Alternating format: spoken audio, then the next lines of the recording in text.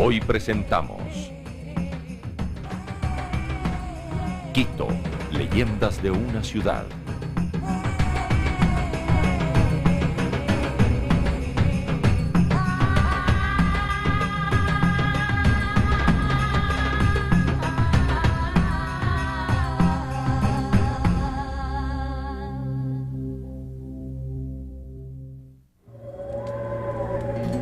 La llegada de la conquista española en Quito no fue precisamente triunfal. Antes de retirarse, Rumiñahui sacrificó a las vírgenes del sol o Acyacunas y todo aquel que se resistiera a su decisión de quemar la ciudad entera.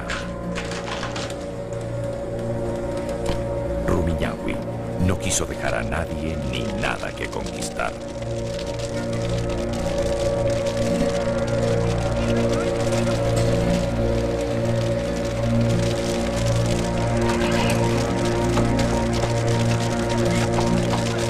Ese 6 de diciembre de 1534, el conquistador ordenó escribir el acta de fundación de Quito, bautizándola con nuevo nombre, San Francisco de Quito.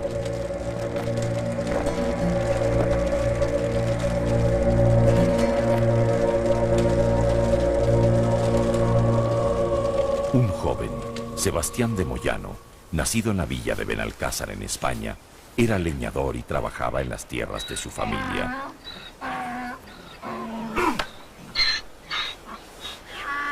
Un incidente fatal lo llevó a una determinación. Prefirió huir que enfrentar a sus padres y hermanos después de la pérdida de la bestia. Sebastián de Benalcázar. El joven cambió de apellido por temor a que su familia lo pudiera localizar. Se embarcó como soldado con rumbo a las Américas.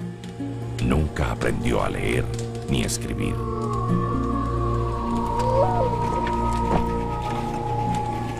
Uno de los pocos sobrevivientes de la catástrofe fue un niño que años más tarde sería gravitante en la vida de la ciudad. Así, repoblaron la ahora ciudad española una mayoría de indios de las cercanías de Quito. Pero el primer listado de vecinos lo encabezó el mismo Benalcázar. 203 españoles en total y 2 negros, todos hombres, ninguna mujer española. Una nueva mezcla de sangres comenzaba.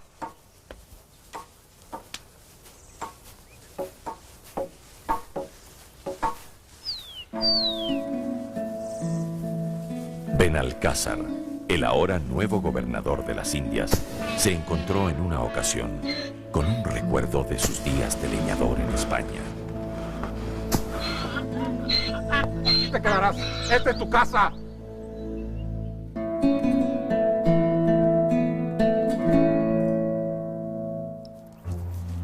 Los españoles decidieron eliminar toda resistencia indígena a su dominio. Rumiñahui se había escondido de Benalcázar en las alturas de los Andes. El conquistador no quería su muerte, sino el tesoro de los incas.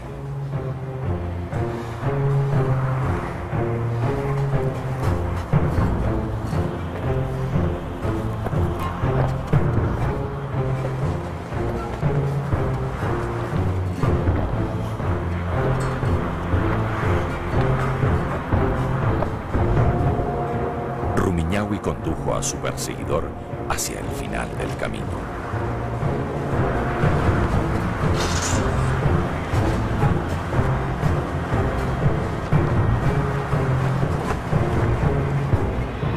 Ahí, prefirió entregarse al vacío que a Benalcázar. Para desgracia de Rumiñahui, su sacrificio no se completó, porque quedó con vida. Las torturas de Benalcázar no lograron doblegar la voluntad y el silencio de Rumiñahui. Su imperturbable firmeza le confirió el nombre de Rumiñahui, que en quichua nos llega como cara de piedra. Ni la muerte logró romperla.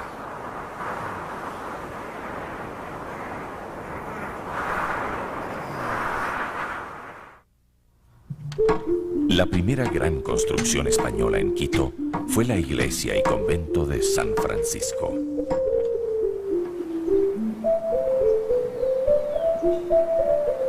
Pocos meses después de que Benalcázar fundara Quito, el holandés Fray Jodoco Rique arribó a ella acompañado de 2 eminentes sacerdotes. Siendo franciscano, Fray Jodoco asienta la base de su orden en este convento en cuyo patio interior se construyó la primera fuente de agua de la ciudad.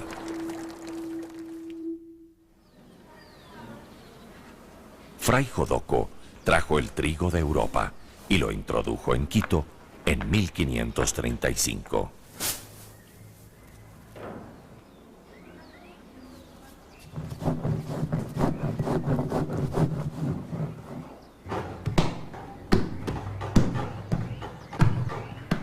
Así fue que ofreció el primer pan horneado de la ciudad.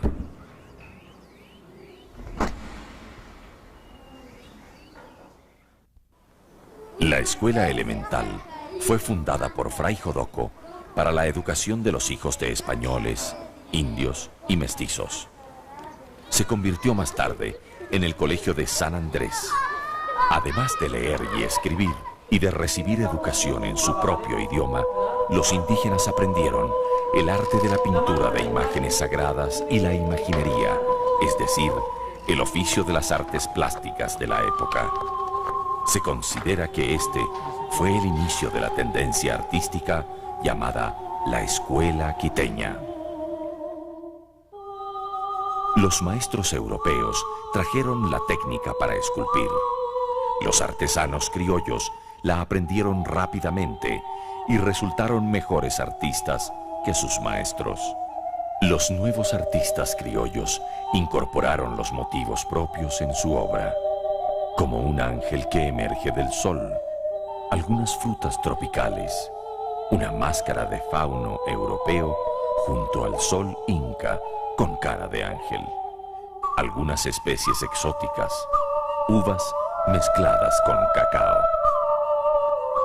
La iglesia de San Francisco adquirió su forma actual durante siglos y siempre fue albergue de las más destacadas obras religiosas de excelentes maestros criollos pertenecientes a la escuela quiteña. El indio Cantuña fue un personaje muy particular de Quito. Hijo de un guerrero de Rumiñahui, de pequeño participó en la misión de ocultar el tesoro de Atahualpa. En el incendio de Quito quedó atrapado entre los escombros y desde entonces tiene una joroba. Debido a que un oficial español lo salvó, se convirtió en devoto de San Francisco. Financió y realizó muchas obras, como el atrio de la iglesia de San Francisco. Se dijo entonces que el dinero provenía del tesoro del último inca, pero a pesar del dinero, el plazo para entregar la obra se le vencía. Y algo sucedió que convirtió a Cantuña en leyenda.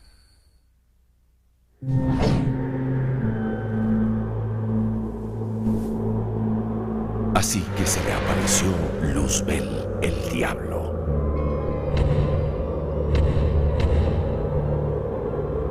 Y Cantuña hizo el pacto. El diablo terminaría la construcción en una sola noche y Cantuña le entregaría luego el alma. Durante toda la noche los diablillos trabajaron en el atrio para los feligreses católicos. El convenio fue: si la construcción no está completamente lista, el trato es nulo. «Victoria», dijo Luzbel. «Victoria», exclamó Cantuña, cuando encontró que le faltaba una piedra al atrio. El diablo tuvo que tragarse sus palabras y desapareció. Antes de su muerte, Cantuña quiso dejar una iglesia para los indios, para su gente, y hasta hoy podemos ver que su deseo se cumplió. Desde entonces los indios la llaman la Capilla de Cantuña. Los españoles se habían establecido definitivamente en la ciudad. Los días se sucedían lentos. Las armaduras eran inútiles, sin una batalla que librar. Ahora servían para uno de los pocos entretenimientos: el juego de las alcancías, que consistía en pegarle al contrincante en su armadura con una bola de barro. Quito se convirtió rápidamente en una ciudad de las artes. A los 7 años, Miguel de Santiago fue entregado por su padre adoptivo al taller de imagineros de los jesuitas para su formación artística. Ya habían pasado más de 100 años de dominio colonial y en Quito se imponía una moral cristiana hacia afuera, pero un submundo desvergonzado hacia adentro. El eminente pintor de temas religiosos, en que con los años se convirtió Miguel de Santiago, se crió en las calles y tabernas, en las que diversa gente, desde curas a malandros, se divertían en torno al fandango.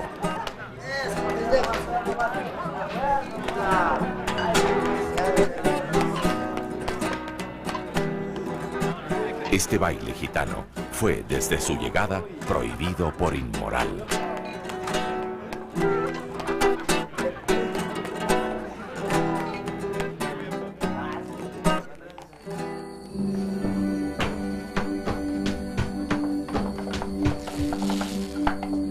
Cuentan las historias que Miguel de Santiago, obsesionado con la misión de reproducir la realidad que lo rodeaba, solía llevar a su taller para que le sirvieran de modelo a las personas de más humilde condición.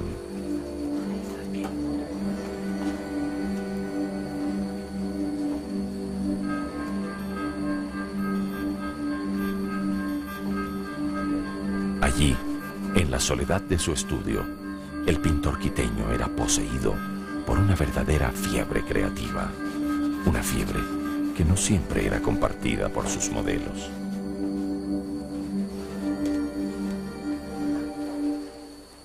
¿Qué haces, mujer? ¿Qué haces? Párese. Ahí, párese.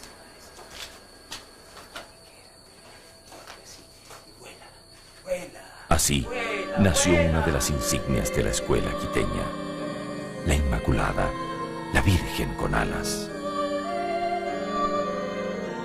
En la iglesia de Guápulo, Miguel de Santiago dejó varias obras sobre los milagros de la Virgen. En temas de inspiración europea, los maestros criollos pusieron algo de cosecha propia. En la última cena, el Cristo quiteño come un cuy, y entre otras comidas criollas, hierbas y tamales.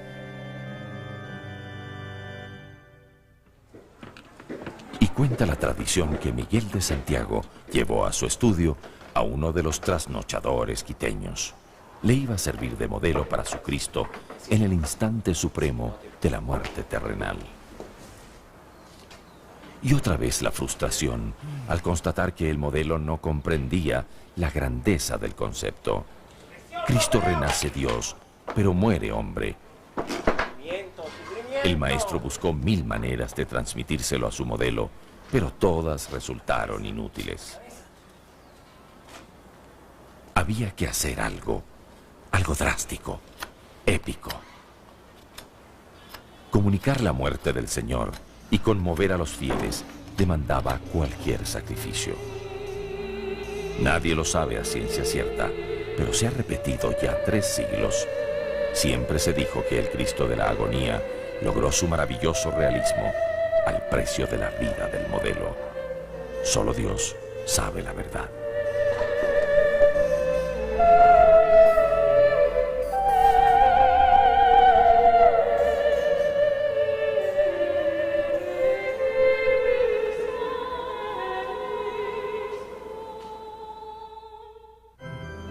La Orden de Santo Domingo o de Predicadores fue de las primeras en llegar a Quito y también de las primeras en establecer su propia escuela de arte. Pedro Bedón, prior de la orden, se encargó personalmente de enseñar las artes a indios y mestizos. Cuenta la leyenda que el padre Bedón, quien fue uno de los personajes más destacados de la pintura quiteña, no se limitaba a pintar en caballete o en iglesias, sino que buscaba lugares en las afueras de Quito para hacerlo. El Señor crucificado. Alguna vez, una mujer sencilla del pueblo lo encontró pintando. Admirada por la belleza y pasión de la pintura sobre la piedra, la mujer volvió cada día a rezar frente a la imagen. Preocupado por las continuas ausencias de su mujer, el marido la siguió, convencido de que se trataba de encuentros con un amante.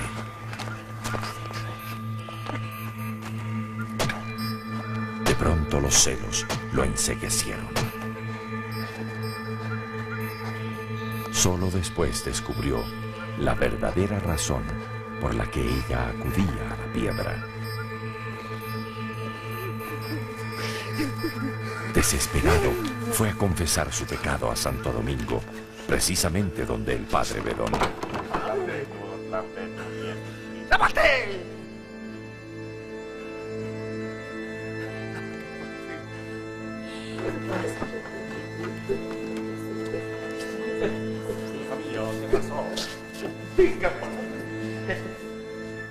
Acompañado por varios aldeanos escandalizados, se dirigieron al lugar señalado.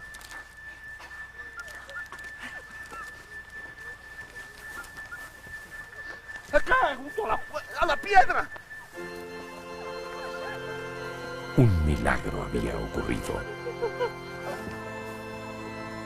Todos dieron fe de la resurrección de la esposa. El llamado Cristo de los Milagros fue trasladado a Quito y hoy tiene su capilla propia, la Capilla de los Milagros. Quizá una prueba de que el arte es el camino que más aproxima al hombre a Dios. El cuadro de la Virgen de la Escalera es otra obra más del padre Bedón, concebida con ese sentido. Una forma muy característica de asociación gremial en el Quito colonial fueron las cofradías. En estas se reunían los más destacados maestros de cada oficio. Pedro Bedón fue el creador de la Cofradía de los Artistas en la Capilla del Rosario.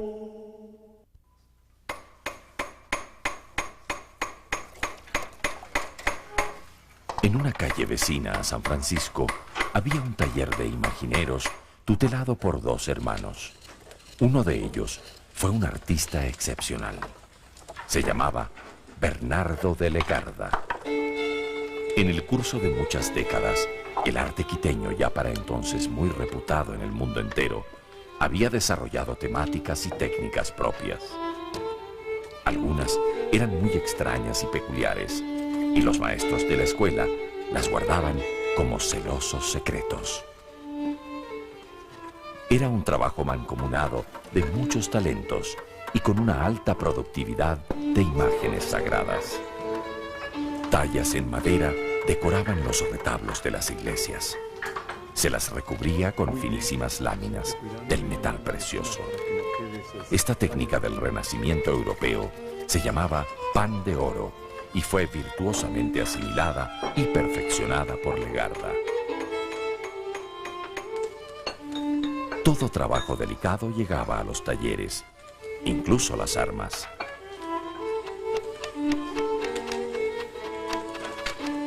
Pequeños moldes sirvieron para multiplicar algunas partes de las figuras.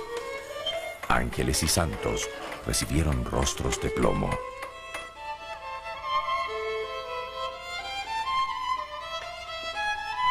Ojos de vidrio ingeniosamente elaborados llenaron de vida las cándidas miradas.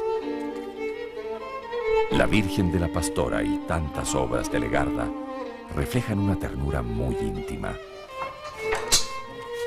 En el taller surgieron sus grandes obras. Los retablos de muchas y muy importantes iglesias son el resultado del esfuerzo de decenas de imagineros.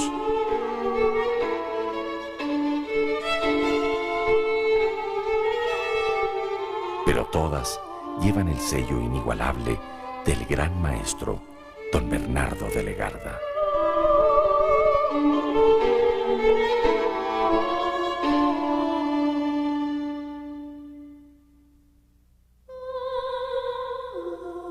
La vida había sido muy generosa con sus habilidades y talento, pero un matrimonio temprano y frustrado atormentaba sus sentimientos.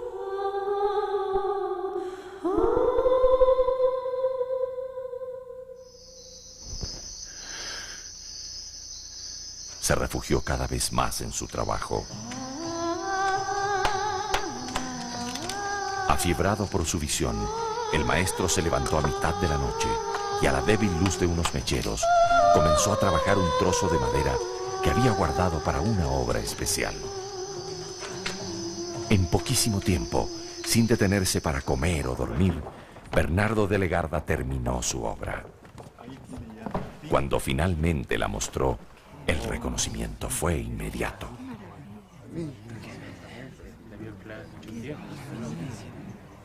Sí, esta es la Virgen de Quito. Era una virgen alada, como las que pintó Miguel de Santiago, que parecía danzar en el viento.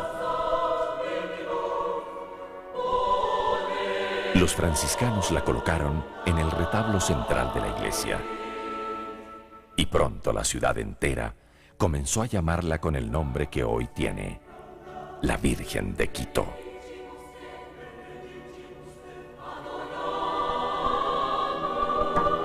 La capilla de la Virgen del Rosario fue construida muchos años antes del nacimiento de Legarda. Sin embargo, fue su genio el que completó la obra iniciada por el padre Bedón con un esplendoroso retablo.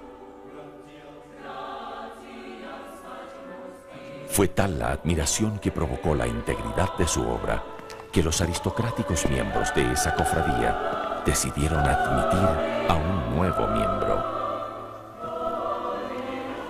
Seguramente recordó en ese momento al patrono de los artistas, su querido San Lucas, quien lo protegió desde su primer trabajo.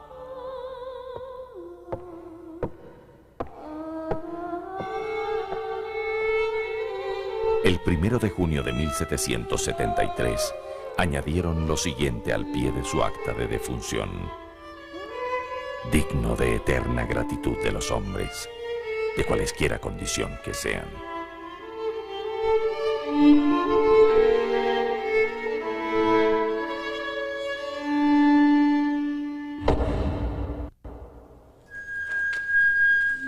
Se cuenta que un joven artista frecuentaba la tumba de Legarda. Traía ofrendas indígenas. Todo había comenzado mucho antes. Un joven tallador llegó a ver al maestro. Anda a preparar los gallos. Maestro, aquí le traigo a mi hijo. ¿Cuál es tu nombre? Chili. Chiri. Legarda decidió su nuevo nombre por su apariencia. Caspicara.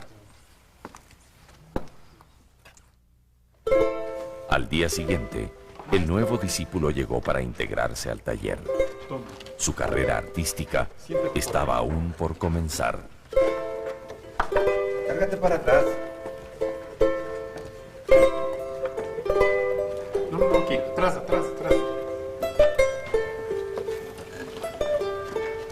atrás.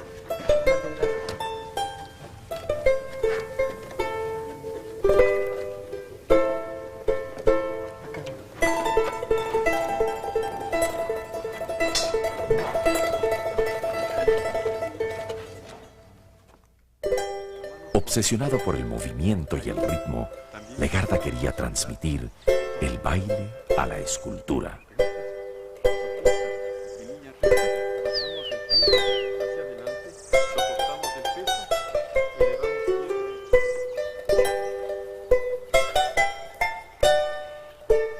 Cada vez más se veía juntos al maestro y al discípulo.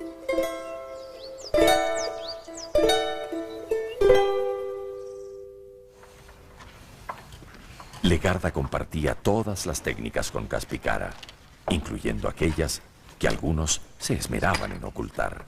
No seas egoísta. Indícale.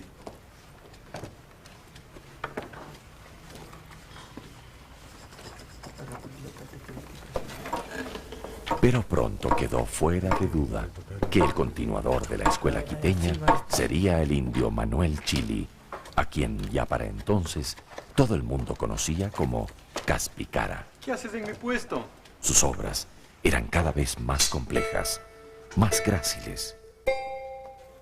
Fue Caspicara quien pudo cumplir con el sueño de Legarda, engrandeciendo lo aprendido, como en la Piedad de la Sábana Santa.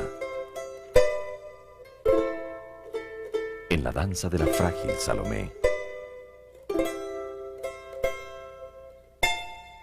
en la dramática visión de la Virgen, su Adán y Eva y tantas otras.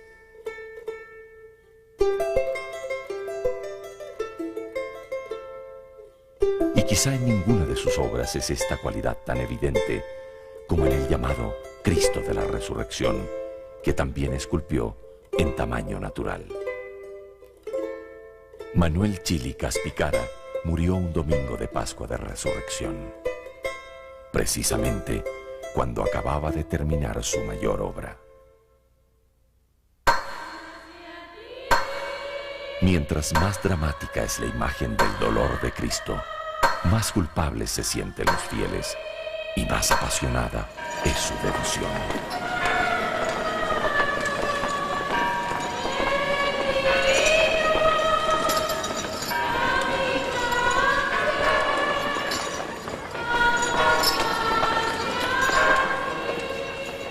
También los rituales litúrgicos se volvían más dolorosos y espectaculares, menos íntimos, y así han quedado en el tiempo.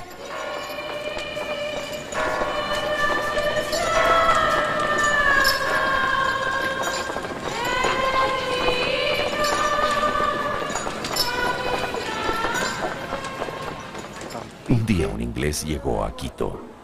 Traía consigo un crucifijo que había adquirido en Europa a muy alto precio.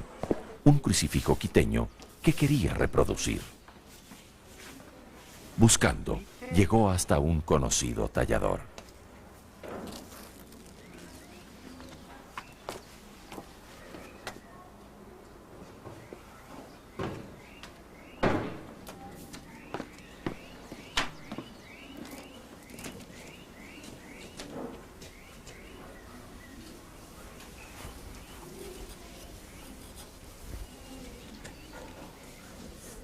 El inglés no daba mucho crédito a este indio, hasta cuando el hombre sacó un pequeño papel escondido en la imagen. Decía, Pampite fecit Quito. Lo hizo Pampite en Quito. Asombrado, el inglés preguntó quién era ese gran artista. Quería conocerlo, ir a su taller, ser su amigo. Yo soy Pampite.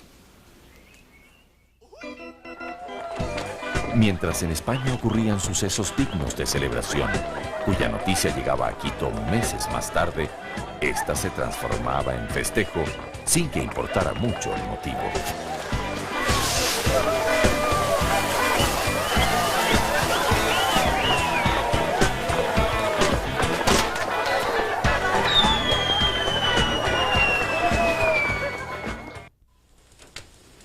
Ceramistas ancestrales, los indígenas asumieron el rol de producir tejas y ladrillos para los españoles en su empeño de construir una ciudad a su medida.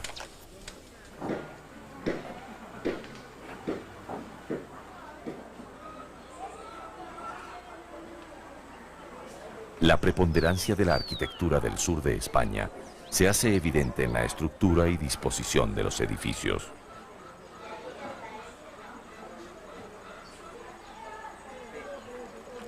Las grandes arcadas en el interior de los patios, las monumentales fachadas y las imponentes columnas de piedra que sostienen los edificios. Dentro de las casas, los espacios revelan una nueva distribución. Esclavos e indígenas ocupan la planta baja en sus labores cotidianas. La planta alta es para los patrones. Allí la vida tiene otro carisma. Reclinatorios y baúles eran los escasos muebles. Colecciones de perfumes traídos de remotos lugares eran altamente apreciados. Las esteras indígenas reemplazaron a las alfombras. Los vargueños guardaron los secretos de la familia. En las casas quiteñas se vive hacia adentro.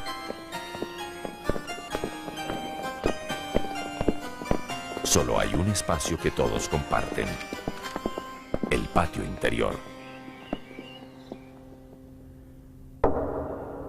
La misa era el suceso social más relevante. Sin bancas ni reclinatorios, las esclavas se encargaban de poner las alfombras a sus patrones en los sitios reservados para cada familia.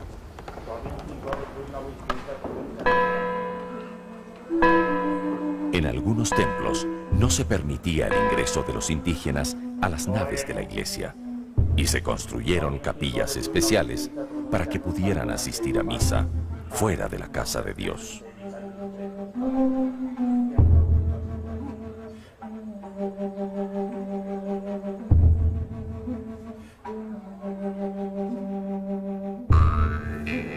Pero los indígenas mantuvieron sus propias tradiciones ancestrales fuera de la ciudad. Celebraban combates ceremoniales que muchas veces terminaban con la muerte.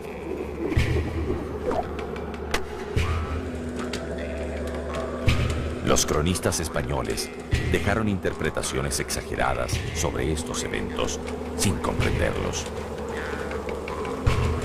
Su solapada intención pretendía demostrar que el indio era primitivo y pagano cuando celebraba estos sacrificios.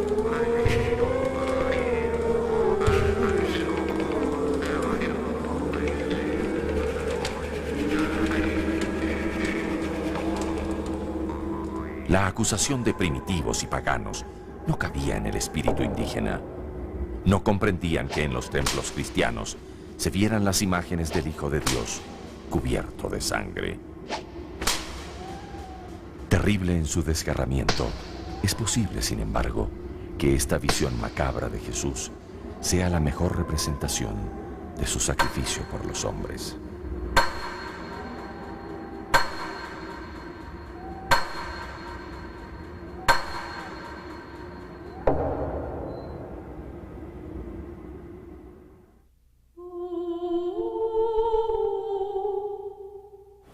Santa Marianita de Jesús, educada junto a los jesuitas, se distinguió en vida por su entrega a los indios y mestizos, quienes eran atendidos en el Hospital San Juan de Dios, el primero en América del Sur. Según es tradición, al final de sus días, Mariana de Jesús habría ofrecido su vida al Señor a cambio de la supervivencia de Quito, amenazada por los volcanes. Durante su corta vida y en la soledad de su celda, Marianita se martirizaba crucificándose o durmiendo en un ataúd. Así le llegó la muerte entre sus fragantes azucenas. Cada rincón de Quito tiene su tradición. En San Agustín, por ejemplo, la leyenda habla de un célebre pastelero, Fray Ezequiel. ¡Agua! ¡Agua! Durante siglos, el aguatero con su pondo a cuestas, como una mágica aparición, repartió vida por toda la ciudad.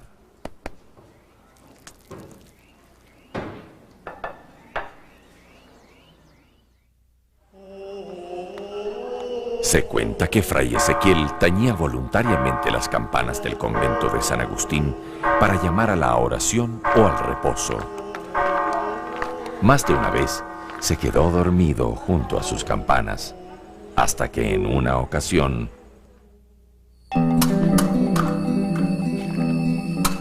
eran dos jóvenes, dos primos que por una hermosa quiteña se encontraron frente a frente.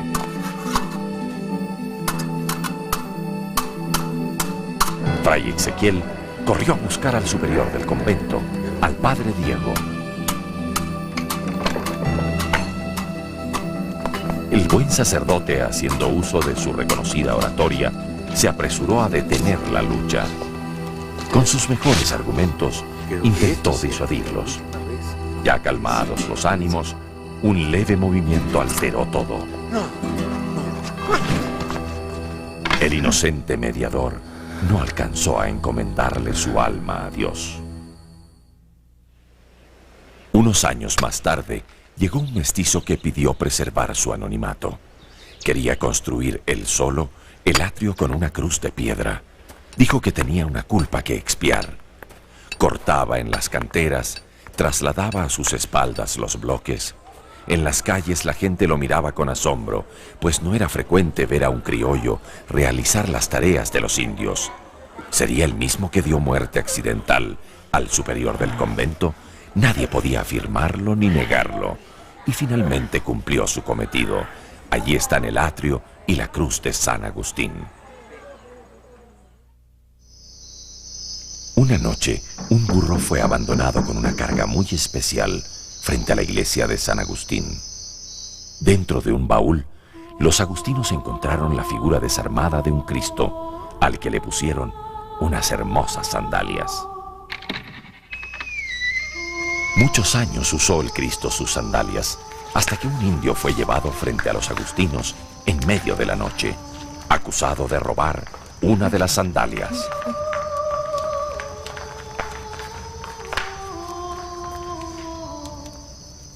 ¿Qué pasa? Soy inocente, dijo el indio, pero la prueba del delito estaba ahí. El pobre hombre cayó de rodillas ante la imagen del Señor. ¡Hazme la caridad! Y ante los ojos atónitos de todos, ocurrió algo misterioso. ¡Milagro! La imagen le había obsequiado su otra sandalia al indígena.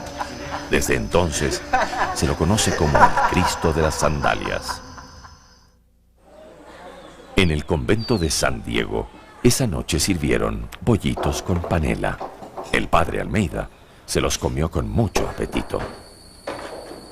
Como en cada noche, los frailes se retiraron a sus celdas. El padre Almeida fue sorpresivamente invitado a una desconocida aventura.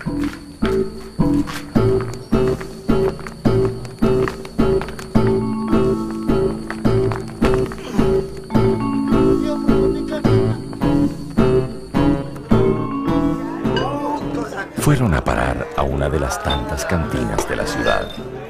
Allí, entre juegos de azar, cancioncillas prohibidas, licor y damiselas, pasaban la noche hasta el amanecer.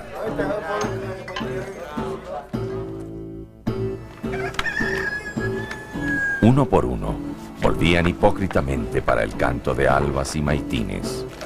Y así, noche tras noche.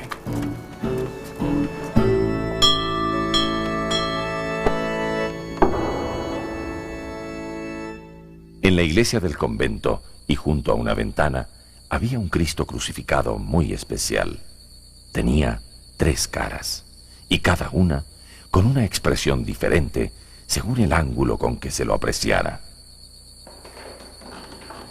Al padre Almeida le quedó gustando el sabor de las noches fuera del convento. Tanto así que encontró su propia vía para escaparse. Intrépidamente se encaramaba por el hombro del Cristo hacia la ventana. Cansado de tanta sinvergüenzura, el Cristo lo increpó. ¿Hasta cuándo, padre Almeida? Hasta la vuelta, señor. A su regreso, el padre Almeida venía con unos cuantos tragos de más.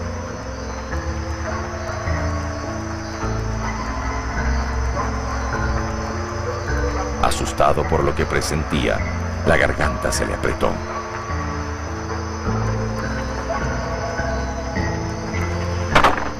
La visión de una accidental caída del ataúd le hizo creer que asistía a su propio funeral.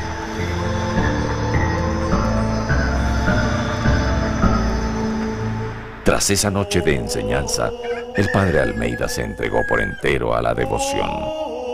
Clausuró la ventana y trasladó el Cristo a la sacristía. Durante su larga vida de bondades, convirtió en dudosa la existencia de su propia leyenda. Ya estaba avanzado el siglo XVIII cuando a Quito llegó la misión geodésica francesa. Venían a medir un segmento de la línea equinoccial para establecer definitivamente el tamaño de la Tierra. Su arribo conmovió a la ciudad.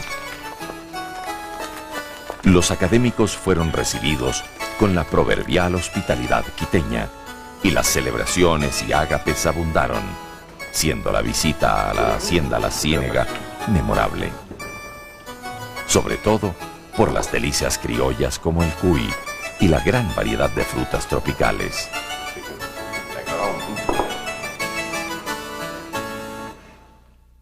Pero no todo fueron banquetes. Muchas veces en el curso de las duras expediciones a los páramos y montes, los sabios tuvieron que conformarse con almuerzos muy frugales. En una ocasión, subieron al volcán Pichincha, próximo a Quito, a realizar algunas mediciones. Cuando se sentaron a compartir la poca comida que llevaron, aparecieron un par de criollos a curiosear. En la subida, su interés por las ciencias había decaído y al final solo contribuyeron con mucha hambre.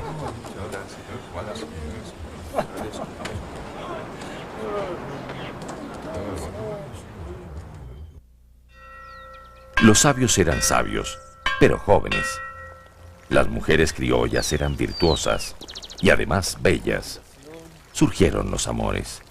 El geógrafo Godin de Odené se casó con doña Isabel de Casamayor en un romance legendario que atravesó todo el río Amazonas, cruzó el Atlántico y culminó en Francia. El cirujano de la misión, el doctor Senierge, compartió sus conocimientos con las universidades quiteñas. Cuentan que en una ocasión asistió a una tradicional novillada.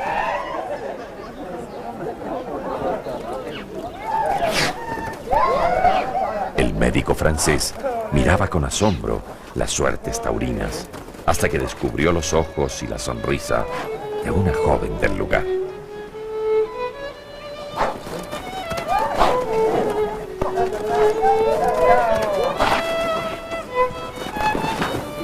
Comenzaron las habladurías y tal vez emocionado por la faena que veía, el francés se lanzó al ruedo, sin darse cuenta de la reacción del padre de la joven.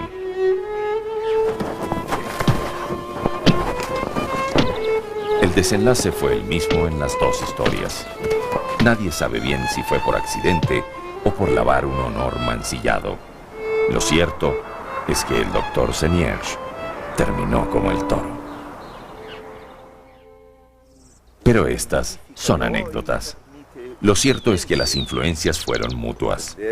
Como resultado de una larga amistad y trabajo en común entre la Condamine y Pedro Vicente Maldonado, el francés elogió hasta su muerte el conocimiento y preparación del científico criollo. La misión geodésica francesa, cuyos trabajos le iban a dar nombre al Ecuador, representó el final del largo periodo de la colonia. La vida seguía llegando a hombros de los indios, en más de un sentido.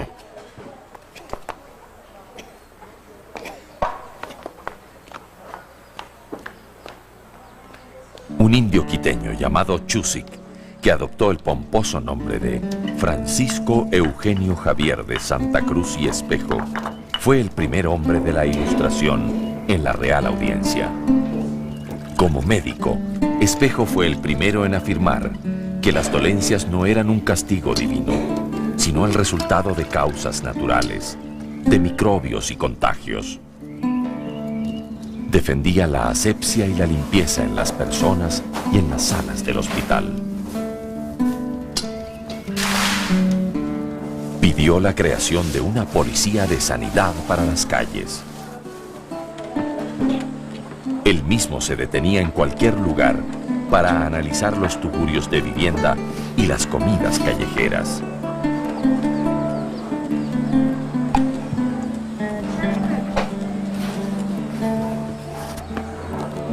Pronto comprendió que los cambios médicos solo podrían realizarse si había cambios políticos. Espejo fue el propulsor de la creación de organizaciones nuevas, como la Sociedad de la Concordia o Amigos del País. Y allí, junto a la firma del obispo y del marqués, quedó la firma del indio Espejo, que anunciaba el advenimiento de una nueva era.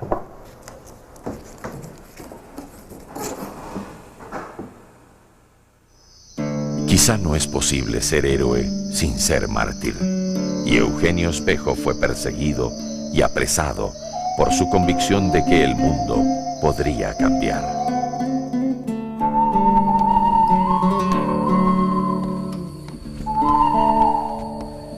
Las leyendas sobreviven a sus protagonistas, aun cuando su época se desvanezca para siempre.